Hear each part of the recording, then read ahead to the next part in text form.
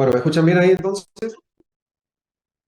Sí, profe, se escucha. Bueno, bárbaro. Entonces, bueno, vamos a hablar de derrame pleural y para eso le metimos un medio acuático como para poder tener la referencia de qué se trata. En primer lugar, derrame pleural es una condición inherente tanto a patología que tiene que ver con patología intratorácica como patología extratorácica. O sea que tenemos dentro de las causas que lo provocan patologías puntuales directamente identificables relacionadas, por ejemplo, con alguna lesión que pueda llegar a generar el espacio pleural, como puede ser un tumor, o una compresión, no necesariamente un tumor pulmonar, o un daño, como puede llegar a ser un daño conducto torácico también, con causas bien localizadas, bien propias del tórax, o bien el derrame pleural se parte de una condición o de una sistémica, como pueden llegar a ser aquellos cuadros que tienden a tener un problema con la presión oncótica del líquido de la sangre o de la linfa, y eso puede darse en enfermedades como la insuficiencia cardíaca, como en la hipoalbuminemia, en la insuficiencia renal, etcétera, etcétera. O sea, toda condición que tenga la propiedad de poder acumular líquido el espacio puede generar derrame pleural como parte de su presentación y su manifestación. Entonces, el derrame pleural, que es una patología bastante frecuente dentro de la consulta en internación, realmente es algo que tenemos que tenerlo en cuenta buscando siempre y pensando siempre que el derrame pleural, en la inmensa mayoría de las veces, no en todas, pero en la inmensa mayoría, es una manifestación secundaria de un problema que está en otro lado, que puede estar dentro del tórax, no necesariamente en la pleura, o que puede estar en cualquier otra parte del organismo y afectar la pleura. No obstante, derrame pleural debe ser siempre investigado pensando en dos cosas. Primero, en resolver la cuestión para que justamente no tenga impacto en la salud de la persona o en la mecánica respiratoria, por ejemplo, sino también en encontrar la causa, si es que no nos queda clara la causa que lo provoca. Un ejemplo concreto de esto sería, si yo tengo un paciente con derrame pleural bilateral en bases y que ese paciente tiene además edema en miembros inferiores, tiene ortopnea, taquipnea y tiene otros signos de insuficiencia cardíaca, la sola insuficiencia cardíaca ya me explica el por qué tiene derrame bilateral. Es decir, esa persona no necesita punzar para saber la causa, pero sí deberá punzarse si el derrame pleural lo suficientemente voluminoso como para alterar la dinámica respiratoria. Por lo tanto, ahí pasamos a un sentido terapéutico del manejo del derrame y no diagnóstico. Por lo tanto, resumiendo, en estudiar un derrame pleural tiene dos enfoques, diagnóstico y terapéutico, muchas veces van de la mano, pero a veces uno precede al otro. Ahora bien, ¿qué es derrame pleural? Básicamente es la acumulación de líquido en el espacio pleural. El espacio pleural es esa cavidad virtual, teóricamente, donde existe muy poca cantidad de líquido, más o menos 40 mililitros por pulmón, por espacio pleural, y que justamente la única función que tiene es de permitir la lubricación de las superficies. De esa manera permite que se mueva el pulmón sobre el tórax, sobre las costillas, y genera de esa manera, evita el roce y ese líquido está presente. Cuando se acumula por encima de la normalidad del líquido y llega a formarse en visible o demostrable, es ahí donde nosotros hablamos de derrame pleural. Por esa razón, eh, podemos encontrarlo en distintas características, en distintas clasificaciones que luego veremos. Estos son los criterios de clasificación a grosso modo. Hay más que esto, pero esto es, desde el punto de vista más técnico, cómo encontramos y cómo clasificamos al derrame. Podemos encontrar derrames sintomáticos o asintomáticos, es decir, puede ser que la persona venga con un derrame masivo, con un velamiento completo del pulmón derecho e izquierdo, y esa persona no tiene nada. ¿Por qué? Porque hubo obviamente un periodo de adaptación en un proceso de instauración lenta y crónica. O bien puede tener un derrame pleural de pequeña cuantía, el cual se transforma en un problema grave, como puede llegar a ser un empiema, donde ya ese derrame pleural se complicó, se sobreinfectó y a partir de eso ya se transforma en una entidad propia. Esto quiere decir que podemos tener derrames con una aparición realmente asintomática o insidiosa en el tiempo y derrames de instauración brusca, normalmente acompañado a cuadros que realmente son importantes, como por ejemplo el infarto de pulmón, o bien están acompañando o ya son parte de una enfermedad en sí misma, como sería el empiema.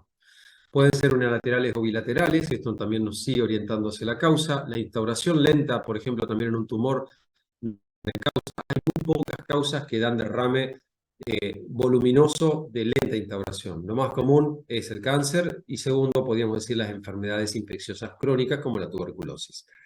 Siempre, y esto es un consejo más que una indicación, siempre que usted encuentre un paciente con un derrame pleural masivo digamos, o voluminoso de mitad de tórax que se presenta de forma asintomática o el paciente consulta por otra cosa, como puede llegar a ser tos, ni siquiera disnea, la causa oncológica es tal vez una de las más frecuentes de encontrar y obviamente relacionada con cánceres secundarios y compromiso secundario de la pleura, no por cáncer primario de la pleura en general. La pleura puede tener patología primaria, desde ya que sí, existe el mesotelioma, existen las lesiones benignas también en placa, pueden acompañarse de derrame, pero son muy infrecuentes. Lo frecuente es que el derrame pleural aparezca como consecuencia de otra cosa distinta a la patología pleural. De acuerdo a la severidad y a la extensión que puede llegar a tener el derrame en el tórax, podemos hablar de tórax de grado 1, 2 o 3, que significa lo mismo que decir leve, moderado, severo, y eso está en relación a qué nivel de altura tiene el derrame dentro del hemitórax afectado de ambos hemitórax. Primer tercio, nivel 1, grado 1, segundo tercio, nivel 2, moderado, y así sucesivamente. Es decir, la severidad también es un indicador de posible causa. Las características pueden ser un trasudado o un exudado. ¿Cómo sabemos, cómo podemos determinar si esto se trata de un trasudado o un exudado?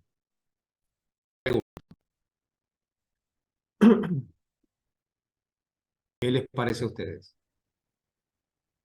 Una toracocentesis puede ser. Una toracocentesis, ¿y qué analizamos en la toracocentesis? Puede ser la cantidad de proteínas que tiene, por ejemplo. ¿Y qué más? LDH también. y relación de LDH pleural con sérica. ¿Cómo se llama eso? Son, Los criterios o sea, usamos los criterios de Light. Criterios de Light. O sea, cuando nosotros queremos diferenciar si tenemos un trasudado o un exudado, la única manera de hacerlo es con los criterios de Light.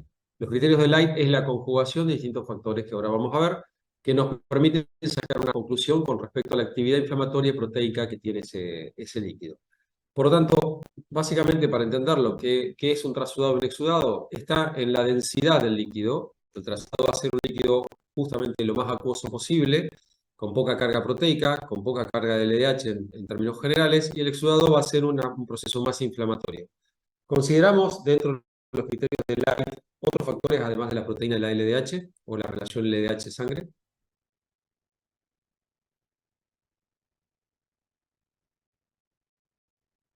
SLAR, Karen, por ejemplo, ¿qué opinas?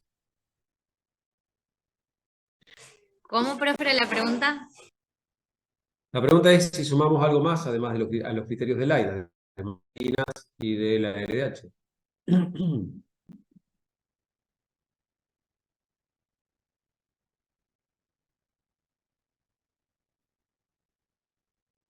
No, yo tenía, o sea, que la relación de la LDH del líquido pleural y el plasma, si podía ser mayor a 0,6 o 200 o 2/3 al límite superior a la normalidad del suero.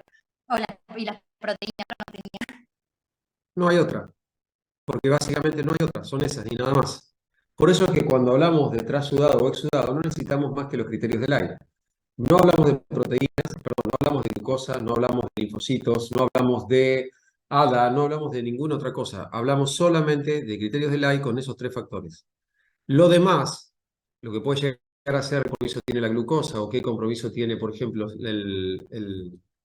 la fórmula leucocitaria del líquido, nos sirve para sumar información, pero están por fuera de los criterios de Light. ¿Queda claro? Porque con los criterios de Light hablamos de trasudado y exudado.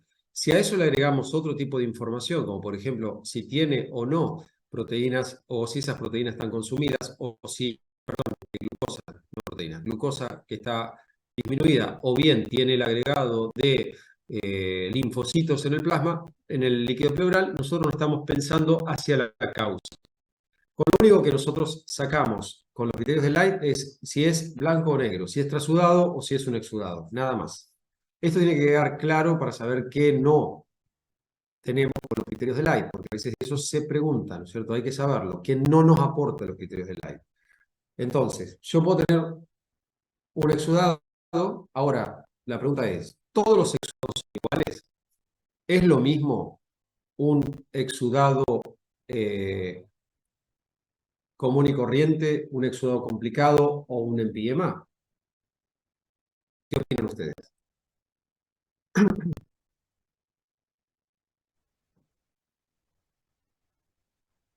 ¿Para acá, Camila? No es lo mismo. ¿Qué le parece? Y por ejemplo, un empiema hay presencia de pus. Sí. Entonces, ¿es un exudado o no es un exudado un empyema, por ejemplo?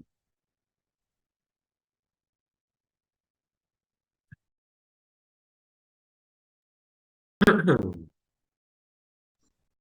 que es un exudado, pero sería como una fase avanzada de, una neumonía. Tenía un nombre, no me acuerdo ahora, exudado paraneumónico que tenía distintas fases.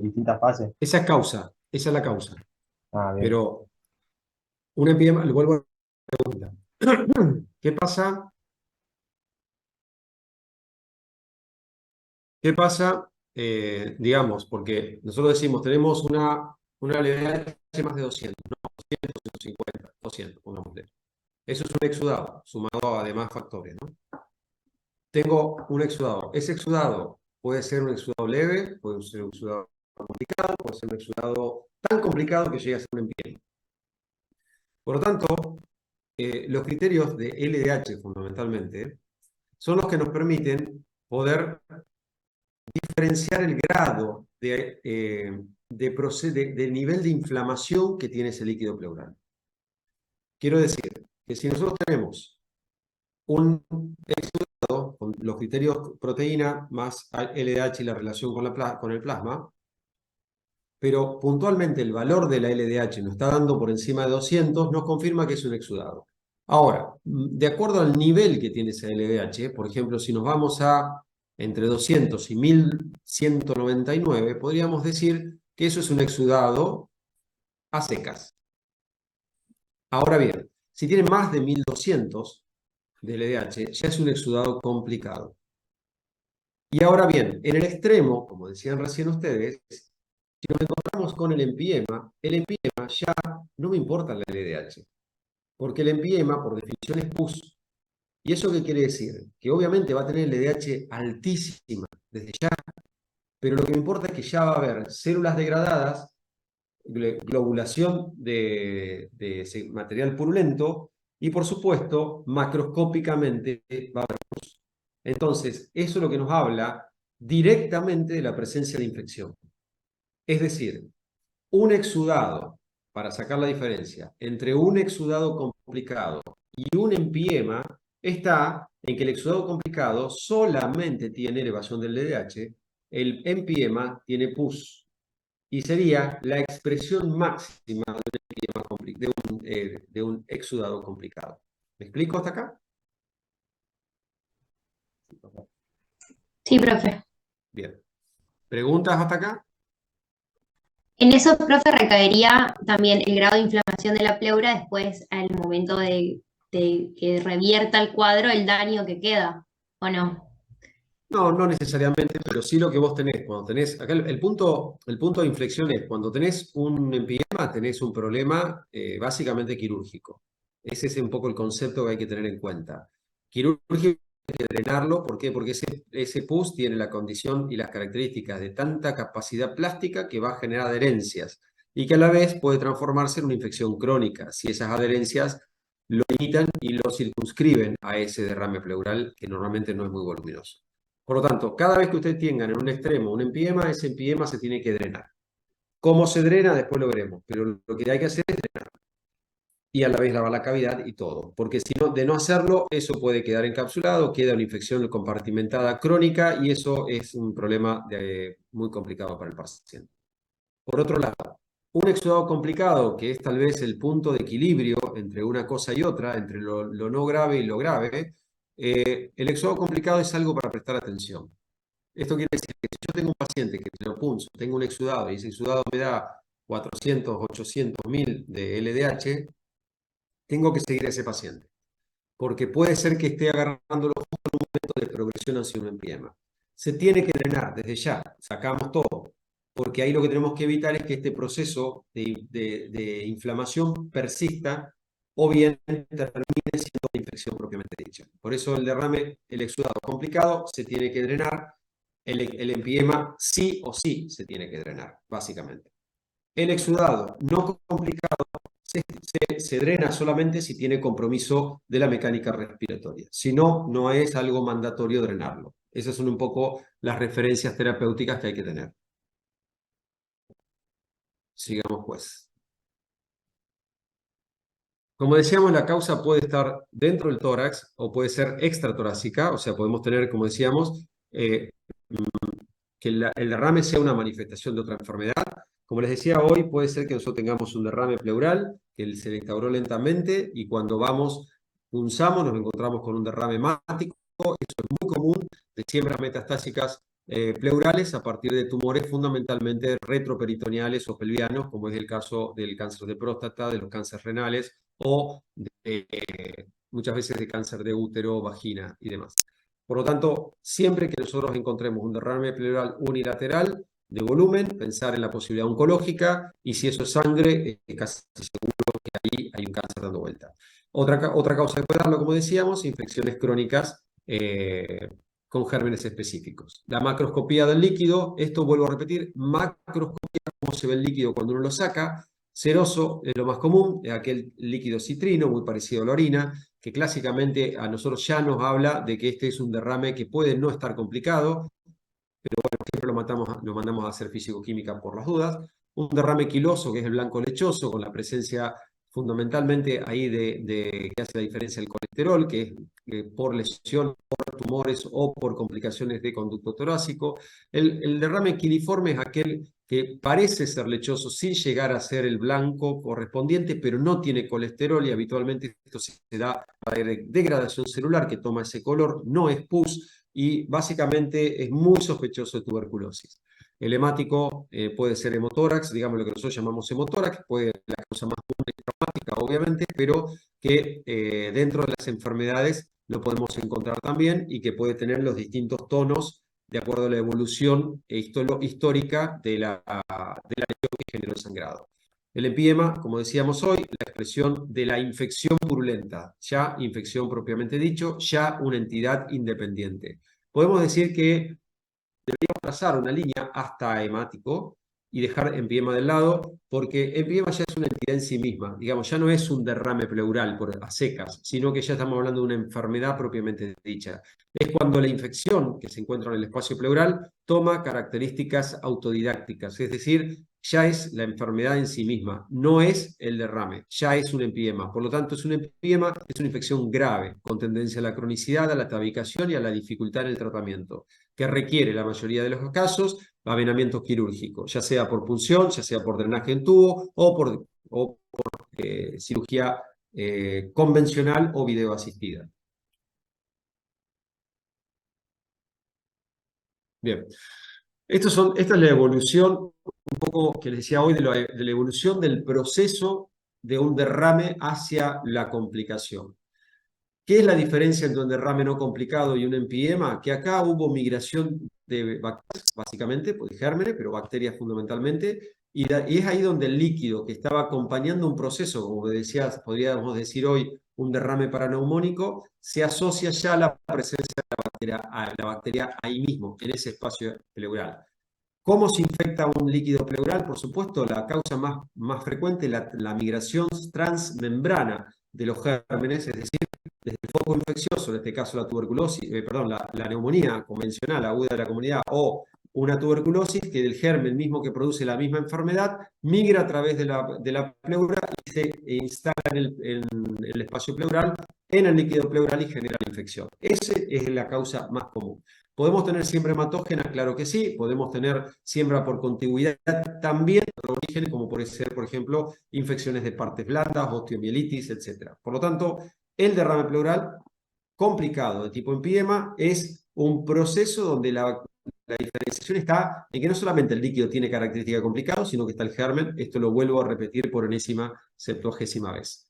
Los otros tienen este tipo de evaluación, de evolución, que como ustedes podrán ver, es un mecanismo inflamatorio TGF1 que se caracteriza por la producción de un proceso primero irritativo a nivel pleural. Ese proceso irritativo genera líquido y ese proceso de ese líquido va evolucionando de acuerdo a la composición, y es por eso que puede ir bajando, subiendo la LDH y los componentes de la misma de acuerdo a la actividad metabólica que tenga intrínsecamente.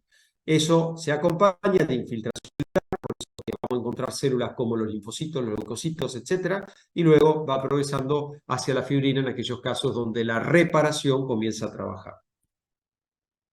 Diagnóstico. Lo primero que tenemos que considerar siempre es la clínica. Como decíamos hasta recién, mucho de lo que veníamos hablando tiene que ver con la clínica. La clínica en esto sigue siendo soberana, pero acá lo que nos ayuda siempre son las imágenes, no solamente para poder entender y confirmar lo que nosotros sospechamos, sino que además nos permite poder orientarnos en el diagnóstico y en los diagnósticos complementarios. Por ejemplo, en el uso de la punción al momento de examinar el líquido.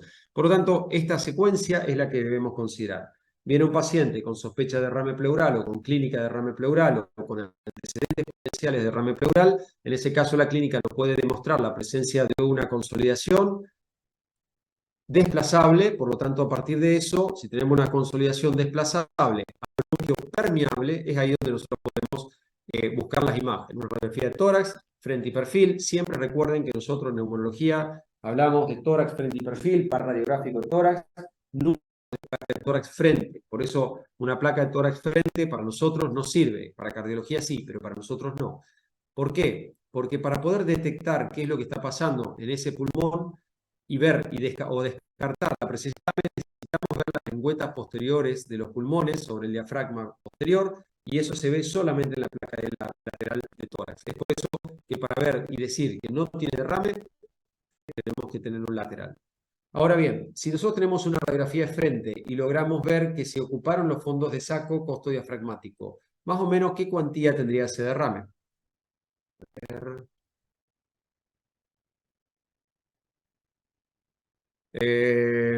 Descalzo, Florencia. Más o menos, ¿qué volumen tendría ese derrame si borró los fondos de saco? ¿No sería un volumen mínimo? ¿Qué sería volumen mínimo para vos, aproximadamente? 100 mililitros. No sé. ¿Cómo se complica? ¿Alguien lo sabe? 75 puede ser. Entre 500 y 1500. ¿Cómo? Entre 500 y 1500 mililitros, más o menos.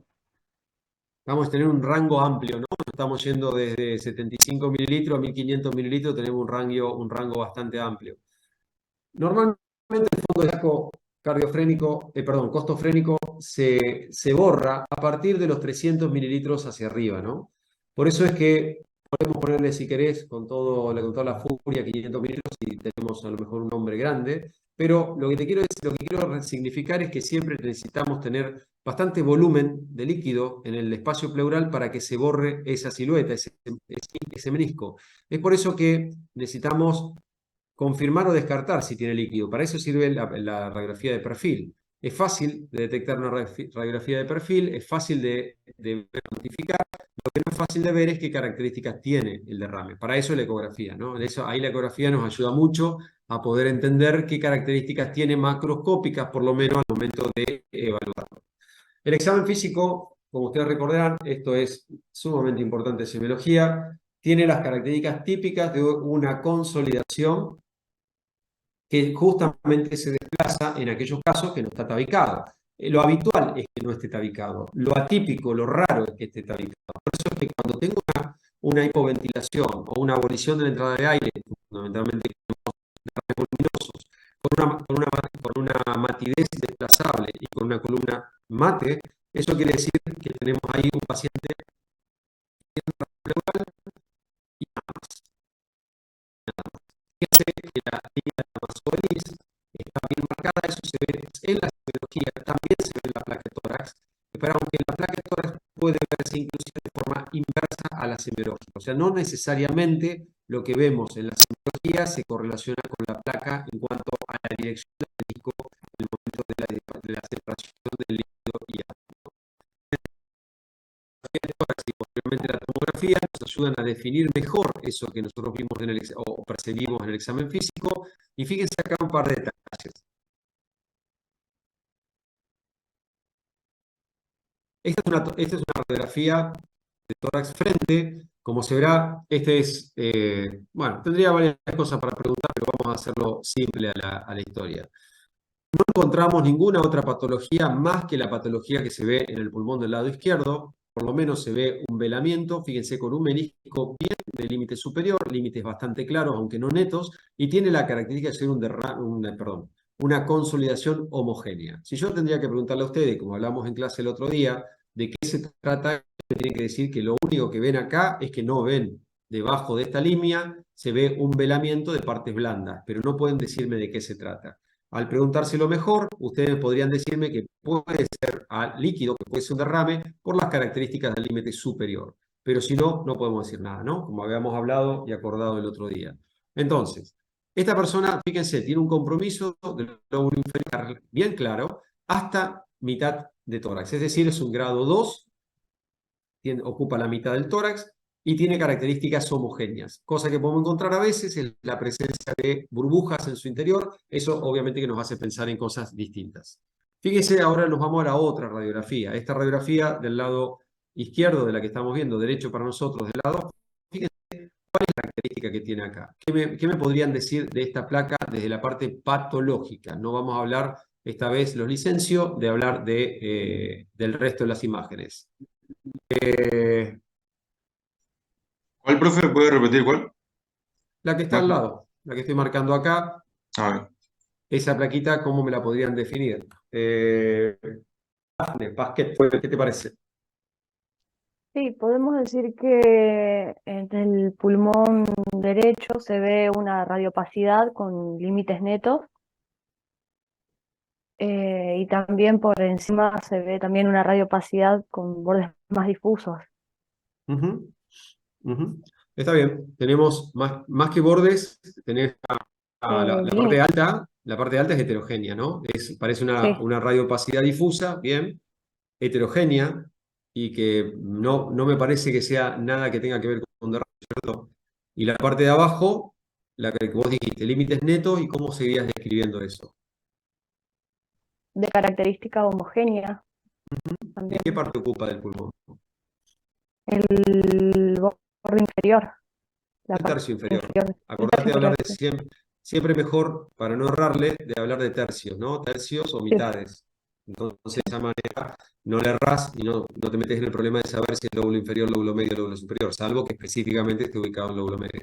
Pero si ustedes ven esa radiografía, ven claramente cómo está el límite bien marcado, ve un nivel hidroaéreo, por así decirlo, que corresponde al parénquima del pulmón y a la opacidad que tiene por debajo.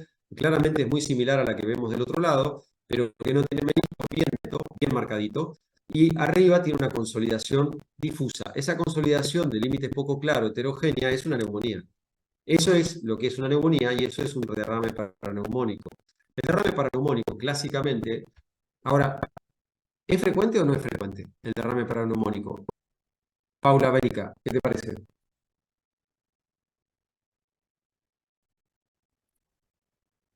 No, la verdad que no sé. ¿Qué impresión tenés? ¿Es común? ¿Es frecuente? ¿No lo es? No. Se me hace que no.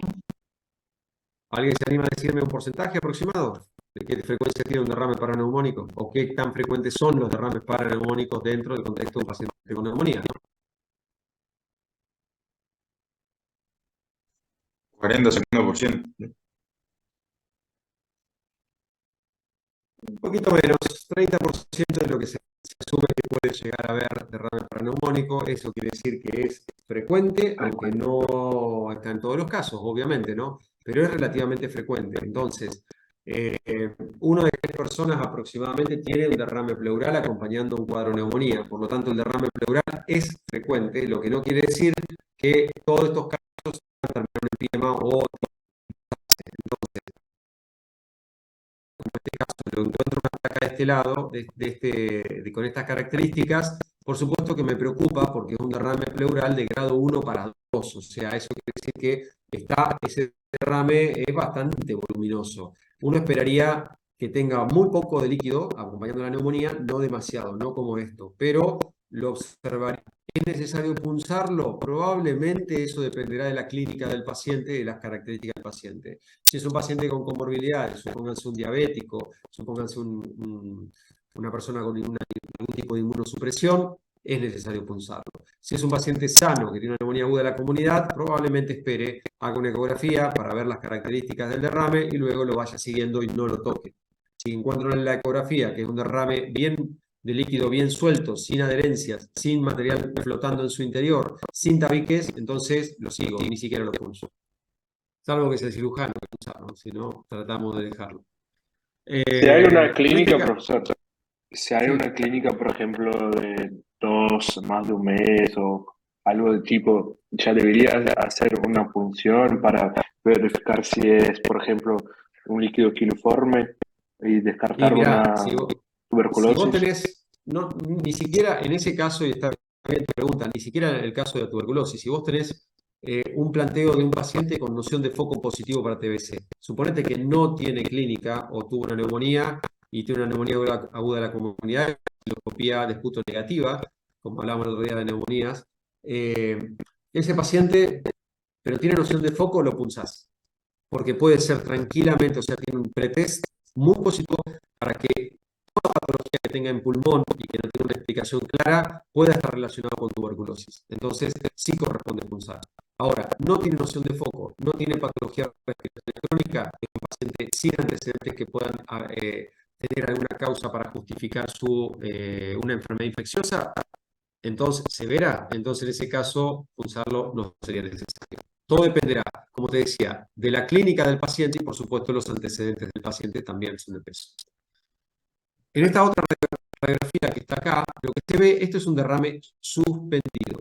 Derrame suspendido es aquel derrame que digamos, obviamente, lo entienden todos qué quiere decir, pero es cuando el líquido pleural se ha ubicado en un espacio que puede ser que sea un espacio, puede llegar a ser adherencias, floculaciones y que hace que ese derrame quede tabicado, o bien puede quedar dentro de las cisuras, que es lo más común.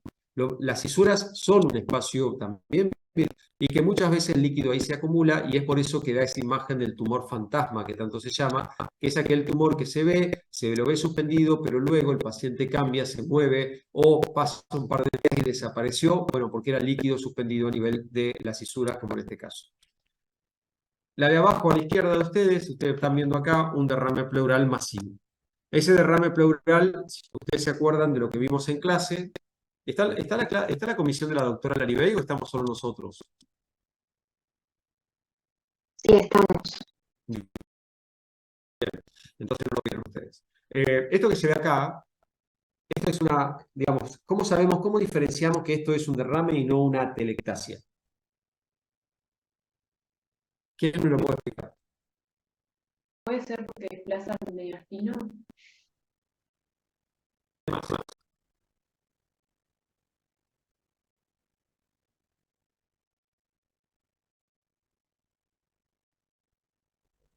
O sea, que la atelectasia tenía como una forma angular. Eso depende de la atelectasia. Si la atelectasia masiva del pulmón, obviamente va a tener un piso y todo el pulmón. Ahí ya lo va a tener. Sí, No. Por el estilo puede ser. El mediastino es lo más va a evidenciar que acá, como en principio, hay un desplazamiento de no contralateral. ¿Qué pasa en la atelectasia? Vimos el otro día en clase, hay un desplazamiento no homolateral. Es decir, atrae, se lleva puesto, lo atrae. En cambio, de lo desplaza, busca hacia afuera. ¿Por qué? Porque es líquido, está haciendo presión. Cuando tenemos se pierde justamente la posibilidad de expandirse. Entonces, ese pulmón se achica y todo lo que se achica es ocupado por lo que tiene cerca del mediastino. y el pulmón contralateral. Entonces, por eso, cuando hay atelectasia, se atrae los intestinos hacia el lugar de la atelectasia. Cuando hay derrame, se repele el agua, por así decirlo. El agua repele el intestino. Este es el ejemplo típico. Las pastillas, como se ven bien visualizadas, eso quiere decir que el tórax está inflado, está mejor dicho, expandido, pero no de aire, sino de líquido. Y es lo que después, cuando nosotros vemos esa anatomía, fíjense que cómo se ve, esto si quiere bien es un fenómeno, pero fíjense cómo el líquido tiende a desplazar el intestino hacia el contrario, y acá directamente el líquido se ve, mejor dicho, parénquima, no se ve. Acá esto no hay parénquima, esto es toda la cosa que se hace líquido. Esta es una tomografía más detallada, donde más local. Acá se ve perfectamente el derrame pleural y esto que acá son los uniones parénquima monar que están totalmente colapsados de líquido. Entonces, tanto esta como esta tienen lo que se denomina una atelectasia secundaria compulsiva o compresión. Bien. Eso fíjense en el lateral aparece perfectamente en la tomografía por el cúbito que tiende a caer en el líquido pleural.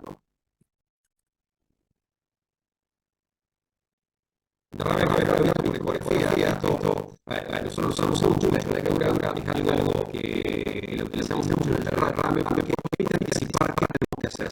Si tenemos una persona con derrame pleural, la ecografía tiene una placa que confirma el derrame, la ecografía tiene que confirmar qué características tiene ese derrame, y esa información usamos cómo usamos.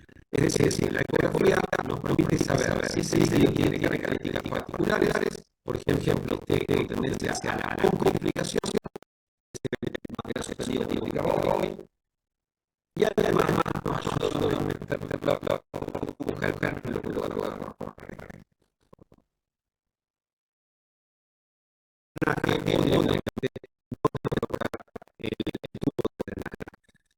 a diferencia de lo que sería un neumotórax, los módulos de drenaje no se colocan en el espacio y acceso que dependerá del equilibrio de derrame. Es decir, en la parte más baja, que es el dorso, puede ser lateral, pueden ser ubicadas en el lugar donde está ubicado para eso la guía nos ayuda. Criterios del aire, acá que tienen explicado, primero, cómo se hace la toracocentesis, es decir, el paciente sentado, se puede hacer paciente acostado, sí, es que no hay manera de hacerlo, pero no es correcto porque al saltarla usamos la gravedad, cae el líquido y podemos utilizar un paso seguro para poder pinzar, para poder pulsar, sin correr otra estructura noble o directamente derrame a la extracción del líquido. Entonces, se coloca el derrame, se coloca el paciente sentado, los brazos hacia arriba, habitualmente del desayuno, de la comida del paciente es el ideal. Luego baja la cabeza, se hace la pulsación en el lugar biológicamente más declive, y a partir de ahí se pulsa en el paso tal más bajo posible. ¿Por dónde ubicamos la aguja? ¿Alguien puede decir? Entre un espacio tal, arriba, abajo, medio, ¿a qué línea? Ahí está.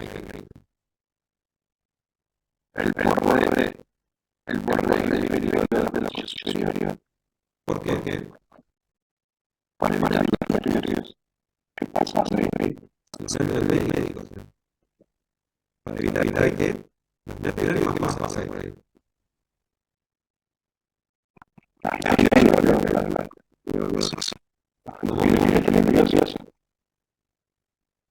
Pasa a ser nerviosa, sí, por supuesto, tenemos la bacteria, dos venas, o sea, tenemos un papel nervioso bastante importante que se pasa por la pastilla, por eso tratar de no ponernos en el error de usar entonces siempre el borde superior del piso inferior, la zona y el normalmente de la línea media ocular dorsal, por supuesto, esa es la zona más adecuada que se ve arriba, fíjense que ese líquido está sacando la foto, es un líquido bien sedoso, bien fino, bien particular, pero por eso es un derrame característico acompañando a otra patología habitualmente. Y hacia el lado están la patología del aire y la sensibilidad y especificidad de cada uno de ellos.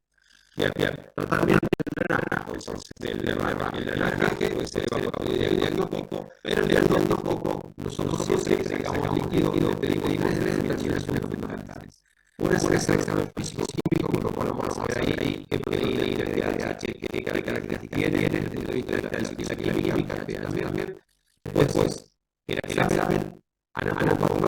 que es para poder identificar si existen células que pueden modificar la patología. Podemos pedir el uso de esto no es necesario, pero es habitualmente recomendado, que a veces encontramos en células renales. Y tercero, el análisis microbiológico. El microbiológico tiene dos pasos, el directivo opuesto y el directivo siempre va a ser el gen específico que nosotros estamos buscando, o bien a un panel general puede llegar a ser comunes, separar o confusos. Eso no se lo podemos hacer así. Siempre el directivo tiene que ser germen, proteoglobulinas y antimicrobianas.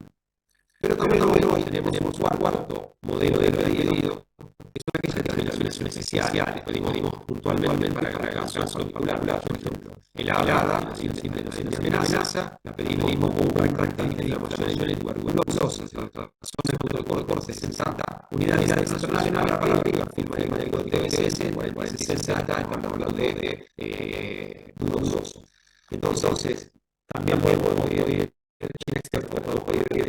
para estos gérmenes ya estudio molecular para PCR, eso apura los estudios y la posibilidad de diagnóstico de cáncer de tuberculosis. Muchas veces hay líquidos directos, lo hacemos en vivo.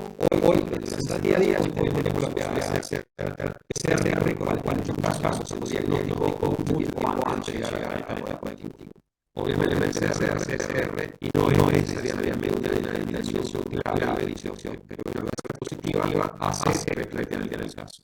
Y después, el tratamiento, desde ya, si tenemos una causa que viene grave, buscar la causa y tratar de la posibilidad de resolución. En este caso, la neumonía